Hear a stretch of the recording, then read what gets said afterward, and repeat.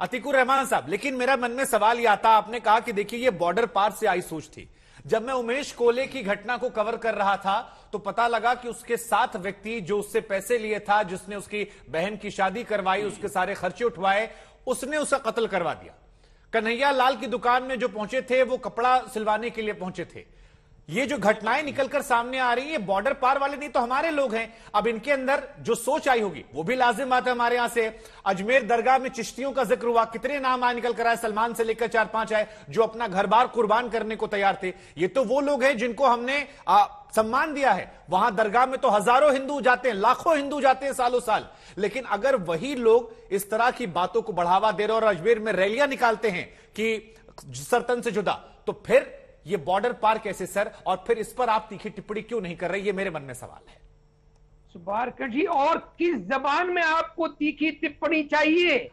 अजमेर को इस तरह से जीरो इन किया गया कि जैसा कि आपने कहा कि हिंदू भाई भी वहां पर मत्था टेकते हैं। ये उन लोगों को बात चुभती है कि क्यों ये सेक्युलरिज्म का केंद्र बन गया है अजमेर और अजमेर की दरगाह। ये उन रूढ़िवादी और ऑर्थोडॉक्स लोगों को जो रेडिकल सोच रखते हैं, जिससे हम लड़ाई करने में आपका समर्थन चाह रहे हैं, आप उन्हीं की सोच को बार बार रिपीट कर रहे हैं। यहाँ पर हमको उस सोच को तबाह करना है। तो कैसे तबाह होगी सर? आप जरा बताइए हमें, कैसे तबाह होगी? आप समझाइए मुझे। आप कंडेम कर रहे हैं, लेकिन आपकी बात को वो नहीं मान रहे। मुझे जानना ये है, मुझे आप ये समझाइए, जो इस वक्त दर्शक आपको देख रहा होगा, आज तक के माध्यम से करोड़ों लोग आपको देख रहे होंगे, ये सोच कैसे खत्म होगी? टीवी पर आप जैसे लोगों को सुन रहे हैं, लेकिन अगर आपकी बातों को सुनने के बाद वो जीवन में अमल नहीं कर पा रहे हैं, तो फिर कैसे खत्म होगा? और फिर क्यों ना सवाल पूछे जाए? सुभानकर जी, सबसे पहले कुरान की उन अच्छी आयतों को सामने लाना पड़ेगा जिस पर आज तक के पर्दा जानबूझकर डाला गया है। मौलाना अबुल कलाम आजाद जब अपनी किताब में लिख रहे हैं कि हिंदुस्तान के हिंदू भाइयों को काफिर नहीं कहा जा सकता, तो किस तरह से उन लोगों को मारा जा रहा है? सर तन से जुदा नारा काफिर कहकर उनको मारा जा रहा है। अरे हमारे हिंदू भाई काफिर नहीं है। ये तारीख फतेह मेरी आवाज के साथ आवाज कब मिलाएंगे? ये उस चीज पर पर्दा डालते हैं जानबूझकर ताकि इस्लाम और मुसलमान बदनाम हो। इनका एजेंडा सामने आए और आपका समर्थन भी नहीं मिल रहा है मुझे। संजीव उनियाल जी, हमारा तारिक फतेह जुड़े हमारे साथ नहीं है जी। तारिक फतेह साहब, एक सेकेंड, मैं आ रहा हूं सर। तारिक फतेह साहब के पास में दोबारा जाऊंगा अभी, लेकिन एक बार संजीव उनियाल जी आप जरा बताइए। देखिए यहां पर एक अपील तो बड़ी अच्छी की गई है, मुझे इनकी बात को मैं समर्थन भी कर रहा हूं कि जो ये अपील कर रही है बहुत अच्छी बात है। लेकिन फिर मेरे मन में सवाल यह आ रहा है कि इस अपील को बड़े पैमाने पर लोग स्वीकार क्यों नहीं कर रहे हैं? और जो फिर मैं कह रहा हूं, वो जो कट्टरपंथी सोच है, वो अगर थोड़े भी लोग हैं तो उनकी बात बहुत दूर तक जा रही है। और ऐसी आवाजें, अतीकुर रहमान जैसी आवाजें, जिनको वाकई में सुनना समझना चाहिए, जो शायद तिरंगे के असली रंगों में से एक आवाजें आ रही हैं, उनकी आवाजों को दरकिनार क्यों किया जा रहा है? अतीकुर रहमान जी की 2-3 बातों का मैं जवाब फटाफट दे दूंगा पहले, पर उससे पहले मैं आपसे सिर्फ ये कहना चाहता हूं शुभंकर, मैं 3 बातें कहता हूं।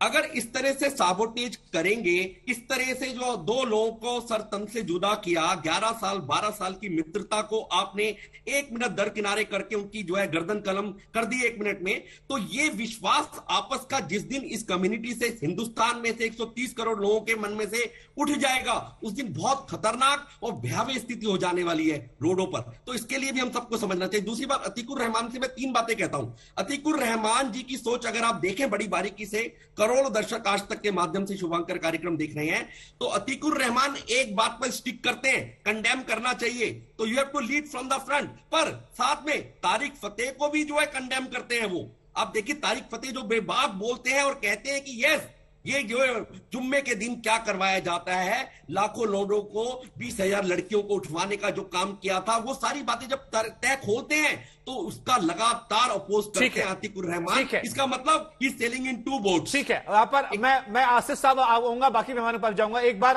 अतीकुर रहमान साहब, देखिए जुमे को लेकर बड़ा सवाल खड़ा होता है। यूपी में भी बार बार कहा गया कि देखिए जुमे के दिन पत्थर चल रहा है, वहां पर भी जो हमला किया गया वो जुमे के दिन है। ये कहा जाता है कि आपके जो पढ़े लिखे मौलाना लोग हैं वो इन्फ्लुएंस कर देते हैं नौजवान पीढ़ी को, धर्म के कहते हैं ना घुट्टी पिलाकर उन्हें भटका देते हैं या उनके अंदर वो जहर बो देते हैं, जो भी शब्दावली का आप इस्तेमाल करना चाहें। लेकिन ये जुमे से इस बवाल का रिश्ता क्या है?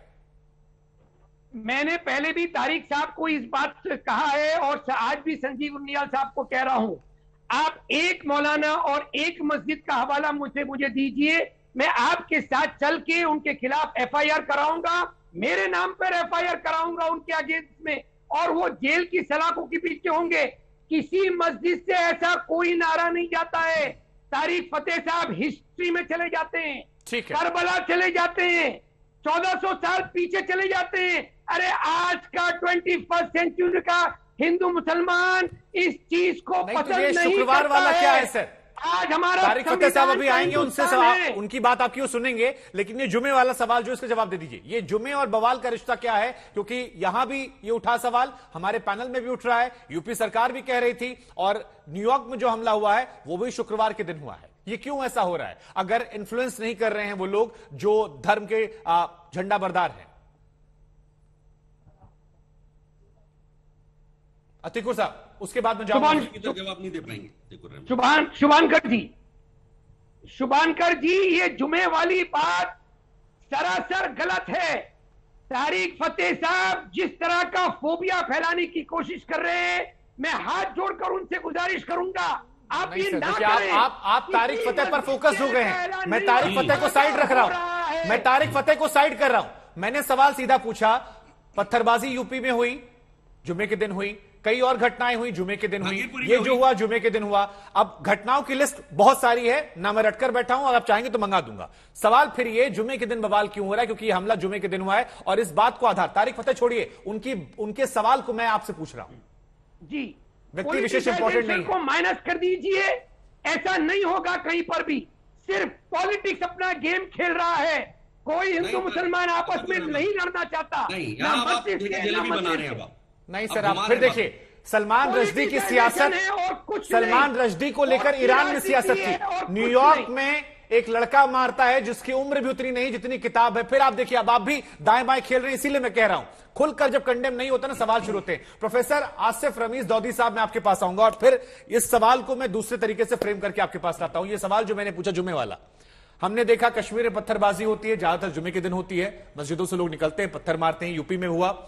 फिर मैं कह रहा हूं, कोई भी धर्म पूरा सही या पूरा गलत नहीं होता, चाहे हिंदू धर्म हो, क्रिश्चियन हो, या कोई भी धर्म हो, लेकिन उस धर्म में जो कट्टरपंथी लोग हैं, मैं इसको क्लियर करके सवाल पूछ रहा हूं, उसमें ये जुमे को लेकर बवाल क्यों होता है? क्योंकि अब कई लोग ये कहने लगे हैं कि अगर आपने, चाहे वो मुसलमान ही क्यों ना, प्रोग्रेसिव समाज के हैं, अगर आपने कुछ ऐसा बोला जिसको लेकर कथित तौर पर निंदा हो गया, तो आप बचते रहिए, आपके पीछे लोग पड़ जाएंगे, चाहे 20 साल हो, चाहे 40 साल हो, आपको ढूंढकर वो मार देंगे। वो सोच उनके अंदर घर कर चुकी है। शुभांकर भाई, जुमे का जहां तक सवाल है, और आज जो यूएस के अंदर जो अटैक हुआ कल, उसको जुमे से जोड़ा जाए तो इसमें तो जिम्मेदारी ऑर्गेनाइजर्स की हो जाती है जिन्होंने उस प्रोग्राम को रखा। नहीं, मेरा सवाल सर ये है, आप क्योंकि आप बात पूरी कीजिएगा, कई घटनाएं होती हैं, दिन वही चुना आता है सर। हाँ। तो ये इत्तेफाक है, या उस दिन क्योंकि इन्फ्लुएंसर जो लोग होते हैं वहां उस समाज के, वो कुछ जानकारियां दे देते हैं, या कहते हैं ना, वो जहर का बीज जो है उस दिन बोना आसान होता है। इसकी पॉसिबिलिटी हो सकती है, क्योंकि जब आप जुमे को जाते हैं या जुमे में आप जब इकट्ठा होते हैं तो लोग ज्यादा होते हैं। लेकिन मैं, चूंकि बात हो रही है खास तौर से सलमान रुश्दी पे, और जिसको हम कनेक्ट कर रहे हैं, मैं सोच की बात कर रहा हूं। सलमान रुश्दी इंपॉर्टेंट नहीं है, नुपुर शर्मा इंपॉर्टेंट नहीं है, तारिक फतेह, शुभांकर मिश्रा, ये आप इंपॉर्टेंट नहीं है, कट्टरपंथी सोच इंपॉर्टेंट है। कट्टरपंथी सोच बिल्कुल इंपॉर्टेंट है, और इस पे हमें, हमारे बहुत बड़ा कंसर्न है। लेकिन जुमे का कनेक्शन खास तौर से इस इंसिडेंट पे इस तरह से होता है कि जुमे को वो प्रोग्राम खुद ही ऑर्गेनाइज किया गया है।